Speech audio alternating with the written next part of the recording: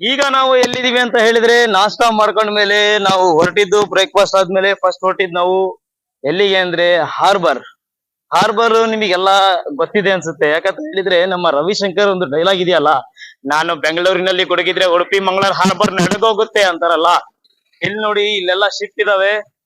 ಹಾಗೆ ಹಾರ್ಬರ್ ಅಲ್ಲಿ ನೋಡ್ಬೋದು ತುಂಬಾ ಹಡಗುಗಳನ್ನ ನಿಲ್ಸಿರ್ತಾರೆ ನೋಡಿ, ಅಲ್ಲಿ ತನಕನೂ ಹಡಗು, ಅದ್ರ ಮೇಲೊಂದು ಫ್ಲಾಗ್, ಎಲ್ಲರೂ ಫ್ಲಾಗ್ ಹಾಕೊಂಡಿದ್ದಾರೆ. ಈಗ ನೋಡಿ ಈಗ ಹಡಗ್ ಬಂದು ನಿಂತಿದೆ ನೋಡಿ. ನಮ್ಮ ಹುಡುಗರೆಲ್ಲ ಬಹಳ ಗಂಭೀರತೆಯಿಂದ ನೋಡ್ತಾ ಇದಾರೆ ಇದನ್ನ. ಜಿ ಮೀನ್ ಹಿಡಿತಾರಂತ ನೋಡಿ, ಇದೆಲ್ಲ ಹಡಗ ಇದಾವಲ್ಲ, ಈಗ ಇದ್ರಲ್ಲೆಲ್ಲ ಮೀನ್ ಹಿಡಿತಾರೆ ನೋಡಿ. ಇವರ ಟೋಪಿ ನೋಡಿ ಹೆಂಗಿದೆ.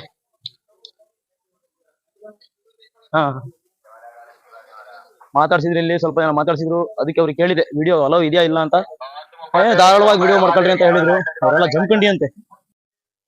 ಇದ್ರಲ್ಲಿ ನಿಮಗೆ ಹಾರ್ಬರ್ ಇಂದ ಇನ್ನೊಂದು ಡೈಲಾಗ್ ಇದೆ, ಹೆಂಗ್ ಗೊತ್ತಾ? ವಿನೋದ್ ಪ್ರಭಾಕರ್ ಹೇಳ್ತಾರೆ ಗೊತ್ತಾ ನವಗ್ರಹ ಫಿಲಮ್ ಅಲ್ಲಿ, ಬಸ್ಸು ಹಾರ್ಬರಿಗೆ ತಲುಪಲ್ಲ. ಇಲ್ಲಿ ಫಿಶ್ ಮಾರ್ಕೆಟ್ ಅಲ್ಲಿ ಗೋಲ್ಡನ್ ಕಲರ್ ತೂಕದ ಕಲ್ಲು ಯೂಸ್ ಮಾಡ್ತಾರೆ ಇಲ್ಲಿ ಇವರೆಲ್ಲ.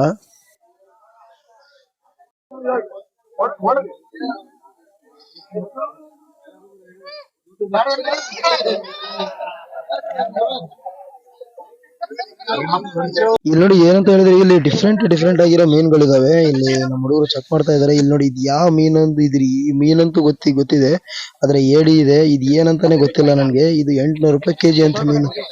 ಇಲ್ಲೇನಂತ ಹೇಳಿದ್ರೆ ಅಂತ ಕಡಿಮೆ ರೇಟ್ ಏನ್ ಹೇಳಲ್ಲ, ನಾರ್ಮಲ್ ಆಗಿ 200-300 ರೂಪಾಯಿ ಕೆಜಿ, 500 ರೂಪಾಯಿ ಕೆಜಿ ಅಂತಾರೆ. ಅದೇ ನೋಡಿ ಇದು ಡಿಫ್ರೆಂಟ್ ಆಗಿರೋ ಮೀನು ಅನ್ನಲ್ಲ, ಅದನ್ನ ಕಟಿಂಗ್ ಮಾಡ್ತಾ ಇದ್ದಾನೆ ನೋಡಿ ಅವನು. ಚೆನ್ನಾಗಿದೆ, ಒಂಥರ ಫಿಶ್ ಮಾರ್ಕೆಟ್ ಅಂದ್ರೆ ಜಾಸ್ತಿ ದೊಡ್ಡದಾಗಿಲ್ಲ. ಇಲ್ಲಿ ಈಗ ನಾನು ಇರೋ ಇಲ್ಲಿ ಅಂತ ಹೇಳಿದ್ರೆ ಫಿಶ್ ಮಾರ್ಕೆಟ್ ಹತ್ರ ಇದೀನಿ. ಇಲ್ಲಿ ನೋಡಿ ಕೊಕ್ರೆಗಳು ನೋಡಿ, ಇಲ್ಲಿ ಕೊಕ್ರೆಗಳದ್ದೇ ಹಾವಳಿ ಅನ್ಸುತ್ತೆ, ಎಷ್ಟು ಕೊಕ್ರೆ ಇದಾವೆ. ಇದು ನೋಡಿ ಈ ಮೀನ್ ನೋಡಿ, ಒಂದು ಸಣ್ಣ ಮಗುವನ್ನ ನೋಡ್ದಂಗ ಆಗ್ತಾ ಇದೆ. ಕಣ್ಣು ಬಾಯಿ ನೋಡಿದ್ರೆ ಮನುಷ್ಯಂದು ಆಕಾರ ಇದೆ, ಒಂಥರ ಮೀನಿದೆ ನೋಡಿ. ಈ ಮೀನುಗಳೆಲ್ಲ ನೋಡಿ ಈ ಮಗು ತರ ಕಾಣಿಸ್ತಾ ಇದೆ ಮೀನು. ನೋಡಿ ಇವ್ರು ಏನಂತ ಇದಾರೆ ಅಂದ್ರೆ, ಫೋಟೋ ತೆಗಿಯಕ್ಕೆ 10 ರೂಪಾಯಿ, ವಿಡಿಯೋ ತೆಗಿಯಕ್ಕೆ 30 ರೂಪಾಯಿ ಅಂತ ಹೇಳ್ತಾ ಇದಾರೆ. ಏನ್ ಹೇಳ್ತಾ ಇದಾರೆ ನನಗಂತೂ ನಿಜವಾಗ್ಲೂ ಗೊತ್ತಾಗ್ತಿಲ್ಲ. ನೋಡಿ ಎಷ್ಟು ಡಿಫ್ರೆನ್ಸ್ ಆಗಿದಾವೆ. ಇವೆಲ್ಲ ಮೊಬೈಲ್ ಅಲ್ಲಿ ನೋಡಿದೀವಿ. ಇವಾಗ ನೋಡಿ कन्नड़ ब्लॉगर नहीं, मेरा टेक चैनल है, बस ट्रिप पे आया था, व्लॉगिंग कर रहा हूँ. हाँ बस कन्नड़ ಗೊತ್ತಿಲ್ಲ. 2 3 4 5 10 20 30 40 ನೋಡಿ ಇವರು 10 20 ಸೀದಾ 40 50 ಅಂತ ಇದಾರೆ. ಇಲ್ಲಿವರಿಗೆ ಕನ್ನಡ ಗೊತ್ತಿಲ್ಲ ಅಂತೆ. ಬಸ್ ಸಾಕು, ಕನ್ನಡ ಗೊತ್ತಿಲ್ಲ ಅಂತನಾದ್ರೂ ಗೊತ್ತಿದೆಯಲ್ಲ ಕನ್ನಡ, ಅದು ನಮಗೆ ಬಹಳ ಇಷ್ಟ ಆಗುತ್ತೆ. ಕರ್ನಾಟಕದವರಿಗೆ ಕನ್ನಡ ಸಿಕ್ಕರೆ ಕೇರಳದಲ್ಲಿ ಕಣ್ಣೂರ್ ಫಿಶ್ ಮಾರ್ಕೆಟ್ ಅಲ್ಲಿ ಕನ್ನಡ ಸಿಗ್ತಾ ಇದೆ. ಇದೇ ನೋಡಿ ಡ್ರೈವಿನ್ ಬೀಚ್, ಏಷ್ಯಾದ ಅತಿ ದೊಡ್ಡ ಬೀಚ್ ಅಂತ ಇದು. ಡ್ರೈವಿನ್ ಬೀಚ್ ಏಷ್ಯಾದ ಅತಿ ದೊಡ್ಡ ಡ್ರೈವಿನ್ ಬೀಚ್. ಆದ್ರೆ ಅಲ್ಲಿ ಹಿಂದೆಗಡೆ ಒಂದು ಬ್ರಿಡ್ಜ್ ಕಾಣಿಸ್ತಾ ಇದೆ ಅಷ್ಟೇ.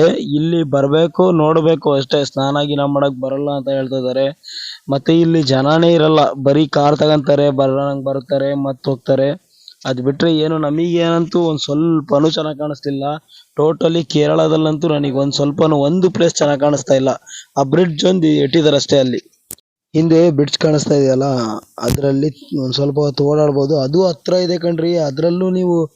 ನಿಮಗೆ ಅದ್ರಲ್ಲೂ ಮಜಾ ಸಿಗಲ್ಲ. ಬಂದು ಸುಮ್ನೆ ನೋಡ್ಕೊಂಡು ಸುಮ್ನೆ ಹೋಗಬೇಕು. ಕಾರ್ ಗೀರ್ ತಂದ್ರೆ ಒಂದ್ ಸ್ವಲ್ಪ ಹತ್ರ ಹೋಗಿ ಹಂಗೆ ಒಂದ್ ಸ್ವಲ್ಪ ನೀರ್ ಸಿಡಿಯಂಗ್ ಹೋಗ್ಬೋದು ಅಷ್ಟೇ. ಅದನ್ನ ಬಿಟ್ರೆ ಇಲ್ಲೇನು ಇಲ್ಲ. ಅಲ್ಲೆಲ್ಲ ನಮ್ಮ ಹುಡುಗರು ಸುಮ್ನೆ ನಿಂತ್ಕೊಂಡಿದ್ದಾರೆ ಅಷ್ಟೇ ನೋಡಿ. ಬಹಳ ಹೊಟ್ಟೆ ಹಸ್ದಿತ್ತು. ಅಲ್ಲಿ ಮುನೇಶ್ವರ ಕಣ್ಣು ಬೆಟ್ಟಕ್ಕೆ ಹತ್ತಬೇಕಾಗಿತ್ತು, ಆದ್ರೆ ನಾವು ಊಟ ಮಾಡಿರ್ಲಿಲ್ಲ. ಇಲ್ಲೇ ಈ ಅಣ್ಣನ ಅಂಗಡಿಲಿ ಪೂರ್ತಿ ಅಂಗಡಿನೇ ಖಾಲಿ ಆಗೋಂಗ್ ತಿಂದ್ಬಿಟ್ಟಿದೀವಿ 20 ಜನ.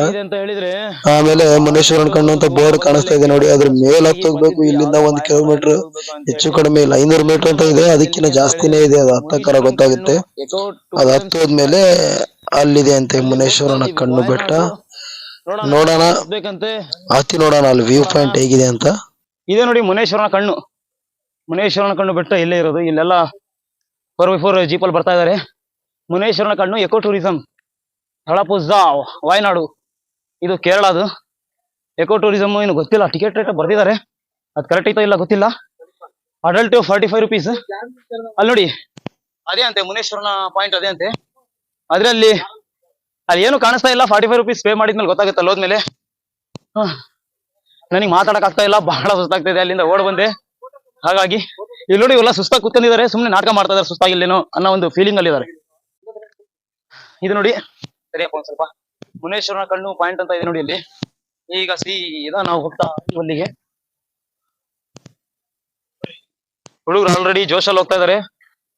ಇಲ್ಲೋದ್ರೆ 800 ಕಿಲೋಮೀಟರ್ಸ್, ಇಲ್ಲೋದ್ರೆ ಈ ಸೈಡ್ ಹೋದ್ರೆ, ಈ ಸೈಡ್ ಅಂದ್ರೆ 200 ಮೀಟರ್ಸ್ ಆಗುತ್ತೆ ನೋಡಿ. ಇದೆ ಅಂತೆ, ನಾವು ಅಲ್ಲಿಂದ ನಡ್ಕೊಂಡ್ ಬಂದ್ವಿ. ಇದೇ ಮುನೇಶ್ವರನ ಪಾಯಿಂಟ್, ಅಲ್ಲಿ ಕಾಣಿಸ್ತಾ ಇದೆಯಲ್ಲ ಅದು ಪೀಕ್ ಪಾಯಿಂಟ್ ಅಂತೆ. ಇದು 200 ಮೀಟರ್ಸ್ ದೂರ ಇದೆ ಅಂತ ಇಲ್ಲಿ ಕಳ್ಸಿದ್ರು ನೋಡಿ. ನಮ್ಮ ಬಸ್ ಅಲ್ಲೇ ನಿಂತಿದೆ ನೋಡಿ.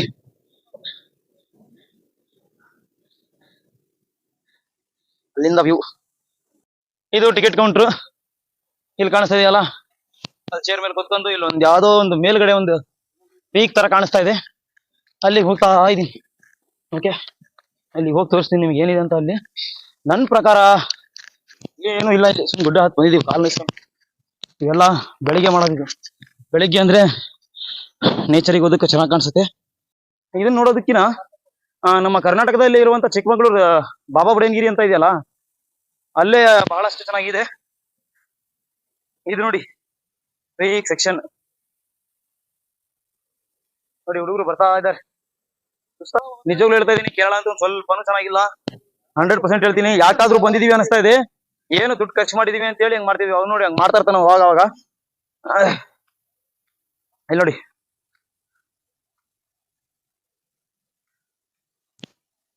ಏನಿದೆ ಹುಡುಕಂತ ಹೋಗ್ತಾ ಇರ್ಬೇಕು. ನೀವು ನೋಡಿದ್ರೆ ಇಲ್ಲಿ ಇದ್ರಲ್ಲಿ ನೋಡಿದ್ರೆ ನೀವು ಮುನೇಶ್ವರನ್ ಬೆಟ್ಟ ನೋಡೋದೇ ಬೇಡ, ಎಲ್ಲ ಇಲ್ಲೇ ಕ್ಯಾಪ್ಚರ್ ಮಾಡ್ಬಿಡ್ತೀನಿ.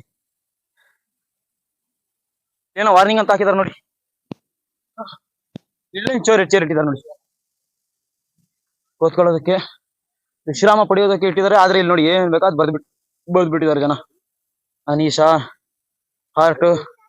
ನಾನ್ ಬರೀ ಕರ್ನಾಟಕದಲ್ಲಿ ಹಿಂಗ್ ಮಾಡ್ತಾರೆ ಅಂತ ಅನ್ಕೊಂಡಿದ್ದೆ, ಎಲ್ಲಾ ರಾಜ್ಯಗಳಲ್ಲಿ ಈ ತರ ಮಾಡೋರಿದ್ದಾರೆ. ಅಪ್ಪ ನಾವು ಬಂದ್ ಇಲ್ಲಿ ರೆಸ್ಟ್ ಮಾಡ್ತಾ ಇದೀವಿ. ನೆಕ್ಸ್ಟ್ ಅಲ್ಲಿಗೆ ಒಂದ್ಸರಿ ಹೋಗಿ ಬರೋಣ ಅಂತ ಇದೀನಿ. ಇಲ್ಲೇನೋ ವಾರ್ನಿಂಗ್ ಅಂತ ತೋರಿಸ್ತಾ ಇದೆಯಲ್ಲ, ಅಲ್ಲಿಗೆ ಹೋಗಿ ಬರ್ತೀನಿ.